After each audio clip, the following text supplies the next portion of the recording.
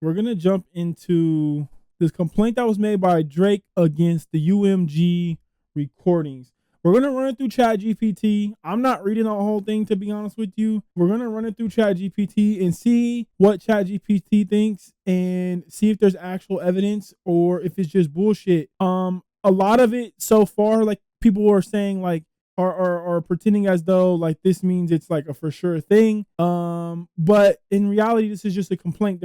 Is there any real evidence that any of this took place? Is what I want to know. And I'm gonna ask ChatGPT. Here's a concise summary of the key allegations in the narrative in the excerpt.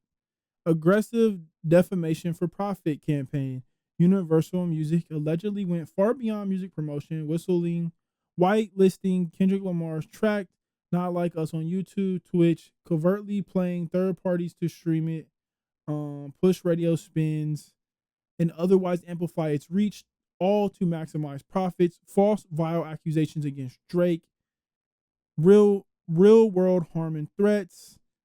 Within days of the release, Drake's Toronto home had been targeted, armed intruders. We already read that. UMG's hypocrisy and stonewalling.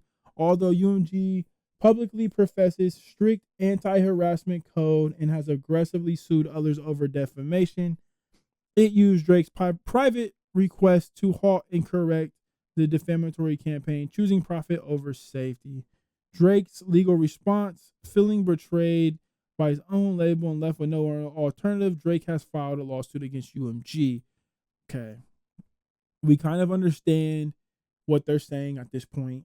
I think most people who follow this understand that pretty much he's accusing them of like kind of, if you don't understand, he's pretty much accusing them of basically like pumping up this song. Like whitelisting is like the opposite of blacklisting pretty much. And basically they're putting it everywhere and with their power, they're able to just like push it forward. But I don't know, because I feel like, I don't know if that's still like enough yet, if that's actual like legit amount of evidence yet. But I will say that like people that I genuinely know and like mess with in my personal life, you know, were bumping this song. It wasn't like people weren't messing with it. Like it definitely was like hitting as far as I'm concerned. And like it wasn't just propaganda, you know what I mean? I do understand that if they continually put something in front of you and you see it over again, hear it over and over again, that it's possible for them to, it's possible that, you just kind of got indoctrinated into liking something that maybe wasn't that good in the first place. But I don't know. I don't think that was really what was happening with this song, to be honest with you guys. I think that this was like, I think it was catchy. I think it was interesting. I think maybe people wanted to believe that it was real, even if it's not. But I do think, like, even as a person who really genuinely, like, I love Drake's music, I haven't really looked in super in depth into what the allegations were, but I've heard rumblings before that Drake's had some weird behavior around younger girls, like, as far as the girl from Stranger Things was one of the first ones I ever heard. And I think she was officially 18 technically, but it was, it was like fresh, like the day she turned 18, which was just, just kind of weird behavior. So essentially we've worked through a lot of this pretty much from top to bottom. They're pretty much claiming that Drake essentially was falsely accused. UMG pretty much used their platform and their power and their persuasion to push out a song, that wasn't completely as big as it wouldn't have been as big without the push that they put behind it, view botted and all of those different things that we kind of already have heard from other people. And basically, even once they knew Drake had been, his bodyguard had been shot, his house had been broken into, they continued to push it. So it's a defamation lawsuit, essentially, is what it is. And we'll look and see, what does ChatGPT think? What is their end thoughts on it? I've kind of put the whole case in there. Elements Drake must prove. Defamatory statement of fact. Lamar's lyrics and image accuse Drake of pedophilia and related crimes. Those are classic defamation per se allegations, i.e. statements so inherently damaging that damages are presumed. Okay, so like presumed damages already just because like how, just by the way it's worded. Publications to third parties. The track, video, and image were distributed everywhere. Spotify, YouTube, radio, live events, social media, and even the Grammys and Super Bowl. No question, publication is massive, so they publicized them.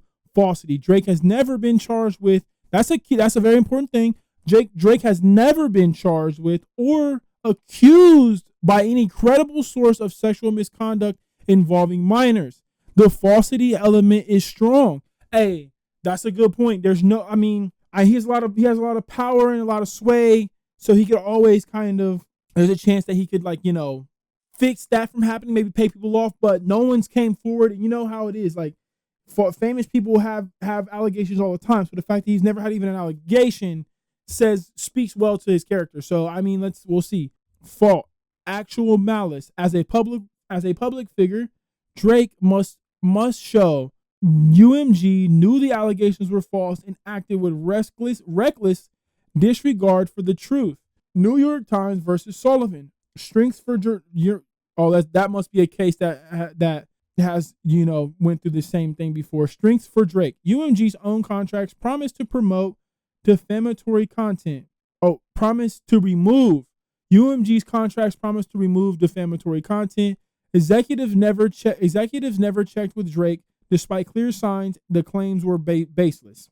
Continued promotion after Drake's private denials and after harm was evident strongly suggests reckless disregard. Harm. Detailed in the complaint, real-world threats, violence, economic loss, reputational destruction. So there was harm. There was definitely harm there. These are all things that Drake must prove. There was definitely harm. There was definitely some falsities there. Fault is a little bit harder for him. I think it's gonna be a little bit harder. Publication was definitely there. Defamatory statement was definitely there. So there's four. He's got, you know, 4 of the 5 elements, I would say, for sure. UMG's likely defense. First Amendment / artistic hyperbole. Rap diss tracks often use outrageous, non-literal language. UMG will argue no reasonable listener would interpret these lyrics as literal fact, but a stylized hyperbole. That might be a fair argument. No actual malice. UMG may claim they reasonably believe the allegations were sourced and that as a promotional matter, they lack concrete evidence one way or the other, and thus did not recklessly disregard the truth. I don't really understand that completely. Opinion. Rhetorical content. Portions of the law protect opinions and rhetorical statements that cannot be objectively proven true or false. UMG will frame the tract as commentary, not as an assertion. Okay. I mean, I guess he didn't really say, like, yeah, he kind of did. I don't know. That's a tough one. That'd be a little bit harder to argue, I think, but they have some different, you know, a couple of different possibilities there. Then we got survival of overall chances. Survival of early motion high. So it'll probably go through. Drake has clear falsity, massive publication, and powerful circumstantial evidence of reckless disregard. That's the hardest one for him to prove right there, I think. A court is unlikely to throw the case out before discovery. So they'll probably go forward with this, proving actual malice at trial, challenging but plausible. Challenging, I said that was going to be the hardest part. Actual malice must be shown by clear and convincing evidence. A high bar. Drake will need internal communications, testimony, and other smoking gun proof that UMG knew the claims were false. So they need a lot of evidence still yet. If he can uncover emails or witness showing UMG's executive expressly approved the campaign, knowing the allegations were baseless, and greenlit a covert pay-for-play to push it, that could carry the day. That's interesting. So he still needs more, it sounds like. Risk factors. Strong judicial sympathy for artistic expression. That's an interesting one, I think, for sure, because people are not gonna just want to, like, you know, it's an artist who has, you know, real artistic expression. He's allowed to do, you know, what you know what I mean? He's allowed to put out his music. If you can't, use a slippery slope a little bit here. Here it is, man. Bottom line, this is what ChatGPT has to say about it. This is their bottom line. Bottom line from ChatGPT. Drake's case has legal, valid, even powerful defamation claims. Falsity plus per se harm plus evidence of reckless disregard. He will almost certainly get past early dismissal and force UMG into discovery. But winning at trial hinges on whether or not he can meet the stringent actual malice standard, i.e., proving UMG executives truly knew and were reckless in not knowing, or were reckless in not knowing the allegations were false. If Drake uncovers solid documentary or testimonial proof of UMG's bad faith promotional tactics, his chances of success become very strong. Absent that, UMG's First Amendment and hyperbole defense will make full-blown victory more uncertain. So that's what ChatGPT has to say. Basically, my boy Drake's got to come with some real hard evidence here to prove for sure that basically they knew it was fake, still pushed it, and were reckless in doing so. So that's it, man. I think it's an interesting case. We're going to see this one go to trial over the next few months, I assume, based on what ChatGPT has to say.